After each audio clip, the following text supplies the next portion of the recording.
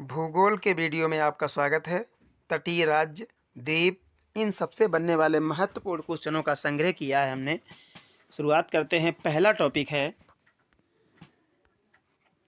भारत के तटीय राज्य। तो देखिए, ये भारत का नक्शा है। इसमें ऊपर उत्तर होता है और नीचे क्या होता है, दक्षिण। नीचे दक्षिण है, इधर पूर्व है और ये पश्चिम रहा। ठीक है। अब इसमें देखिए, राज्य जो हैं हमारे पूर्व तट पर कौन कौन से राज्य हैं। ये अरब सागर, ये क्या है, बंगाल की खाड़ी। बंगाल की खाड़ी है, इधर है अरब सागर। अरब सागर और नीचे हिंद महासागर है। ठीक है। तो भारत जो है इधर 3 सागरों से घिरा है, हिंद महासागर, बंगाल की खाड़ी, अरब सागर। 3 तरफ से जल से घिरा हुआ है। अब इनका जो सागरों का तट बनता है हमारी स्थलीय सीमा से, वो तट होता है। उस तट पर जो राज्य हैं वो तटवर्ती राज्य कहे जाते हैं, तटीय राज्य कहे जाते हैं। इनमें पहला राज्य है पूर्वी तट पर है पश्चिम बंगाल, उड़ीसा, आंध्र प्रदेश और तमिलनाडु। केरल, कर्नाटक, गोवा, महाराष्ट्र, गुजरात, ये पश्चिमी तट पर हैं।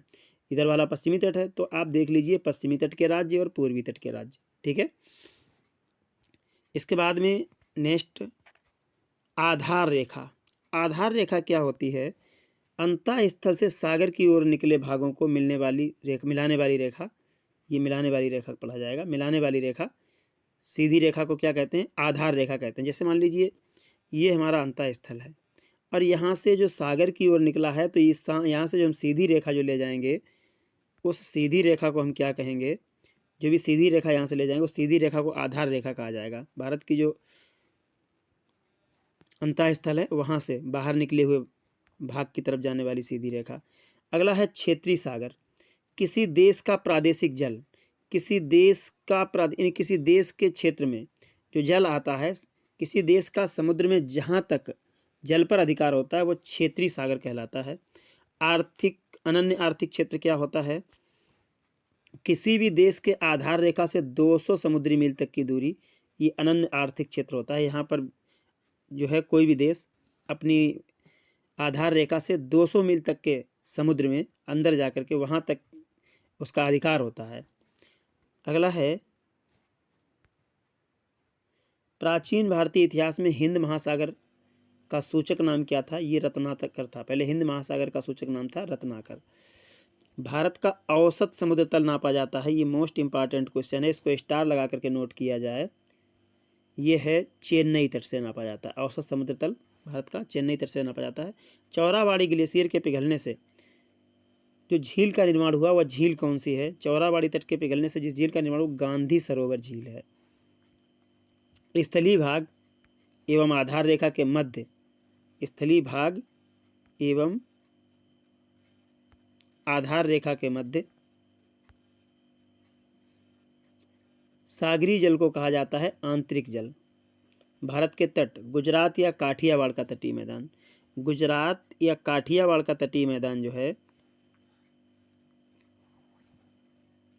गुजरात एवं दादरा और नगर हवेली, दमन और दीव, इनके भागों में यहाँ तक विस्तृत, गुजरात से दमन दीव तक विस्तृत है।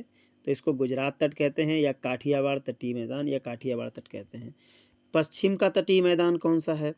देखिए, पश्चिम का जो तटीय मैदान है इसका विभाजन 3 भागों में किया गया है। उत्तरी भाग में कोंकण तट मुंबई से गोवा तक फैला हुआ है। मध्य भाग में कर्नाटक तट या कर्नारा तट, ये गोवा से मंगलुरु तक फैला हुआ है। और दक्षिण भाग में मालाबार तट, मंगलुरु से कन्याकुमारी तक। ठीक है। मालाबार तट कहाँ है? मंगलुरु से कन्याकुमारी तक है। अब इसमें देख लीजिए, मंगलुरु से और कन्याकुमारी तक ये फैला हुआ तट मालाबार तट है। इससे पहले आपको दिया गया था कर्नाटक से कनारा, गोवा से मंगलुरु तक का, और इससे पहले मुंबई से गोवा तक का। तो इस तरीके से देखिए, ये मुंबई है, मुंबई से गोवा तक का तट हो गया, और फिर गोवा से कर्नाटक तक का, और फिर ये नीचे वाला तट मंगलुरु से कन्याकुमारी तक का। ये तीनों तट हैं, मालाबार तट, कर्नाटक तट और कोंकण तट क्रमशः है। पूर्वी मैदान, तटीय मैदान। अब इसके बाद हम पूर्वी तटीय मैदान, इस वाले भाग में आ जाइए, पूर्व वाले भाग में। इसमें इसका निर्माण कैसे हुआ? महानदी, गोदावरी, कृष्णा, कावेरी नदियों के डेल्टाओं से निर्मित ये उपजाऊ मैदान है, इसको पूर्वी तटीय मैदान कहते हैं। उत्तरी सरकार तक, महानदी एवं कृष्णा नदियों के बीच का मैदानी भाग जो है वो क्या कहलाता है? उत्तरी सरकार। तट तक नहीं, ये तट है, ठीक है, तट। इसके बाद में है कोरोमंडल तट। कोरोमंडल तट मोस्ट इम्पॉर्टेंट तट है, इसको इम्पॉर्टेंट के कई बार परीक्षाओं में अटेंड किया है। आंध्र प्रदेश में फॉल्स डीवी बिंदु से लेकर तमिलनाडु के कैप कैमोरिन कन्याकुमारी तक विस्तृत है। जो इस तरीके से यहाँ आंध्र प्रदेश रहा, यहाँ तमिलनाडु में जो है कैप कैमोरिन, इसके इतना पूरा भाग ये क्या है? ये कोरोमंडल तट कहलाता है। नेक्स्ट है भारत के पश्चिमी तट पर स्थित प्रमुख बंदरगाह। भारत के पश्चिमी तट पर स्थित प्रमुख बंदरगाह सीरियल से लगाए हमने, देख लीजिए। पहला तो मुंबई बंदरगाह, ये महाराष्ट्र में है। कांडला बंदरगाह गुजरात में है। मुर्मुगांव बंदरगाह गोवा में है। जवाहरलाल नेहरू बंदरगाह महाराष्ट्र में है। जंजीरा बंदरगाह महाराष्ट्र में है। उडुपी कर्नाटक में है। कोचीन केरल में है और न्यू मंगलोर कर्नाटक में है। अगला है भारत के पूर्वी तट पर स्थित बंदरगाह। भारत के पूर्वी तट पर स्थित बंदरगाह विशाखापट्टनम आंध्र प्रदेश में है। हल्दिया पश्चिम बंगाल में है। पारादीप उड़ीसा में है। एन्नौर और तूतीकोरिन ये तमिलनाडु में है। एसएस स्टडी पॉइंट 5.0 ये हमारा टेलीग्राम चैनल है और जितनी भी वीडियो हम बनाते हैं सभी वीडियो टेलीग्राम चैनल पर पड़ी हुई हैं। आप इस एसएस स्टडी पॉइंट से सर्च कर लें टेलीग्राम पर जाकर और टेलीग्राम चैनल से जुड़ जाएं, तो सारी वीडियो हमारी वहाँ पर हमेशा बनी रहती हैं, जब चाहें आप तब देख सकते हैं। और वहाँ से कोई भी वीडियो अपने साथी, जिन साथियों को हमारे वीडियो की ज़रूरत है उनको शेयर कर सकते हैं, क्योंकि बिना पैसे के किसी भाई का सिलेक्शन होगा, इससे अच्छी कोई बात नहीं हो सकती है। अंडमान निकोबार द्वीप समूह बंगाल की खाड़ी में। अंडमान निकोबार द्वीप समूह है, यानी छोटे छोटे द्वीपों का समूह है। और ये कहाँ पर है? बंगाल की खाड़ी। हमने आपको बताया था बंगाल की खाड़ी हमारे देश के पूर्व की ओर है। अब अंडमान निकोबार द्वीप समूह में जो सर्वोच्च शिखर है, सबसे ऊंची चोटी है, वो सैंडल पीक है। मोस्ट इम्पॉर्टेंट पॉइंट है, इसको स्टार लगा करके नोट करिए कि अंडमान निकोबार द्वीप समूह की सबसे ऊंची चोटी कौन सी है? वो सैंडल पीक है और इसकी ऊंचाई लगभग 732 मीटर है। द्वीपों की संख्या 550 है, इसीलिए इसको द्वीप समूह कहते हैं। लगभग छोटे छोटे 550 द्वीप हैं। उत्पत्ति तृतीय पर्वत श्रेणी अराकानियोमा के विस्तार से हुई। जो तृतीय पर्वत श्रेणी है अराकानियोमा, उसके विस्तार से ये द्वीप बन गए समुद्र में, छोटे छोटे टापू टाइप के। इसकी विशेषता क्या है? ये बलुआ पत्थर और चूना पत्थर तथा सैलों से बना हुआ द्वीप है। अगला है बैरन द्वीप। ये अंडमान निकोबार द्वीप था। अगला है अंडमान निकोबार द्वीप के बारे में भी और जानकारियाँ आगे हैं, बताएंगे। अब है बैरन द्वीप। बैरन द्वीप ये पोर्ट ब्लेयर से 135 किलोमीटर दूर उत्तर पूर्व अंडमान निकोबार सागर में, कहाँ? अंडमान सागर में है। और बैरन द्वीप क्या है? बैरन द्वीप दक्षिण एशिया का एवं भारत का एकमात्र सक्रिय ज्वालामुखी है। दक्षिण एशिया में बैरन द्वीप ही एकमात्र सक्रिय ज्वालामुखी है जो आज भी ज्वालामुखी सक्रिय ज्वालामुखी वो होती हैं जो आज भी सक्रिय बराबर विस्फोट होते हैं, और प्रसुप्त ज्वालामुखी वो होती हैं जिन पर विस्फोट होने की संभावना ना के बराबर होती है।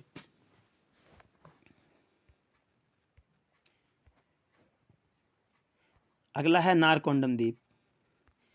अंडमान निकोबार में स्थित प्रसुप्त ज्वालामुखी है। अंडमान निकोबार सागर में स्थित नारकोंडम द्वीप प्रसुप्त ज्वालामुखी है। इसमें विस्फोट होने के चांस नहीं होते हैं प्रसुप्त ज्वालामुखी में। अगला है निकोबार द्वीप समूह। अभी हमने बताया था अंडमान निकोबार द्वीप समूह में, उसमें एक निकोबार द्वीप समूह। इसकी सर्वोच्च चोटी कौन सी है? माउंट लुथियर। इसकी 642 मीटर ऊंचाई है। और निकोबार द्वीप समूह में द्वीपों की संख्या है 22, लगभग 22 द्वीप हैं। इसके बाद में एक और द्वीप है श्रीहरिकोटा द्वीप। श्रीहरिकोटा द्वीप, द्वीप नहीं ये द्वीप होता है, यहाँ पर वाह लगा होता है, दा के साथ में वाह, द्वीप। आंध्र प्रदेश पुलिकट झील के निकट है। कहाँ पर है ये? श्रीहरिकोटा द्वीप आंध्र प्रदेश पुलिकट द्वीप झील के पास में है। यहाँ पर भारत का सतीश धवन अंतरिक्ष केंद्र, मोस्ट इंपॉर्टेंट पॉइंट, भारत का सतीश धवन अंतरिक्ष केंद्र कहाँ है? श्रीहरिकोटा द्वीप पर है। और ये द्वीप पुलिकट झील को बंगाल की खाड़ी से पृथक करता है। ये 3 क्वेश्चन यहाँ से बनते हैं। श्रीहरिकोटा द्वीप कहाँ है? आंध्र प्रदेश में। किस झील के पास में है? पुलिकट झील के पास में है। यहाँ पर भारत का सतीश धवन अंतरिक्ष केंद्र कहाँ स्थित है? श्रीहरिकोटा द्वीप पर। और यह द्वीप पुलिकट झील और बंगाल की खाड़ी, यानी बंगाल की खाड़ी और पुलिकट झील को अलग करने वाला कौन सा द्वीप है? श्रीहरिकोटा द्वीप। इतने क्वेश्चन इससे बनते हैं, इसलिए इसको मोस्ट इंपॉर्टेंट की श्रेणी में रखा जाए। लक्षद्वीप। केरल के मालावर्तक के समीप स्थित, केरल के मालावर्तक के समीप स्थित है।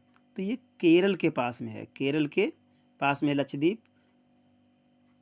इसका पूर्व नाम है लकाद्वीप, मिनिकॉय, अमीनी द्वीप। 1973 से इसका नाम लक्षद्वीप पड़ा है। जो ये भारत है, इधर अंडमान निकोबार है, इधर है लक्षद्वीप। ठीक है। अगला है लक्षद्वीप अरब सागर में केरल के कोच्चि तट से 220 किलोमीटर से 240 किलोमीटर की दूरी तक फैला हुआ द्वीपों का समूह है और इसका क्षेत्रफल 32 वर्ग किलोमीटर है। बहुत छोटा द्वीप है। कुल द्वीपों की संख्या 36 और 9 डिग्री चैनल मिनिकॉय को लक्षद्वीप से पृथक करता है। मिनिकॉय लक्षद्वीप का दूसरा सबसे बड़ा द्वीप है। कवरत्ती लक्षद्वीप की राजधानी है। ये भी इंपॉर्टेंट पॉइंट है, जो कवरत्ती द्वीप पर है। 2 पॉइंट बनते हैं। लक्षद्वीप की राजधानी कहाँ है? कवरत्ती। और कहाँ पर है? ये कवरत्ती द्वीप पर है। एंड्राट लक्षद्वीप का सबसे बड़ा द्वीप कौन सा है? एंड्राट द्वीप जो है लक्षद्वीप का सबसे बड़ा द्वीप है। नेक्स्ट है एलिफेंटा द्वीप। ये देखिए द्वीप सही लिखा हुआ है। मुंबई स्थित गेटवे ऑफ इंडिया से 10 किलोमीटर दूर है एलिफेंटा द्वीप। इसके बाद हम सालसेट द्वीप, मुंबई एवं ठाणे नगर इसी द्वीप पर बसा। मोस्ट इंपॉर्टेंट पॉइंट, मुंबई किस द्वीप पर बसा है? सालसेट द्वीप पर बसा है। मुंबई में एक ठाणे शहर है जहाँ पर पहली रेल चलाई गई थी। ये भी पॉइंट इंपॉर्टेंट है। मुंबई और ठाणे के मध्य सबसे पहले ट्रेन चलाई गई थी। 8 डिग्री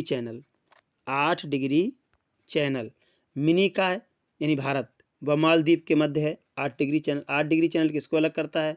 भारत और मालदीव को। 9 डिग्री चैनल मिनिकॉय यानी भारत और लक्षद्वीप के मध्य है। ठीक है। 10 डिग्री चैनल लघु अंडमान और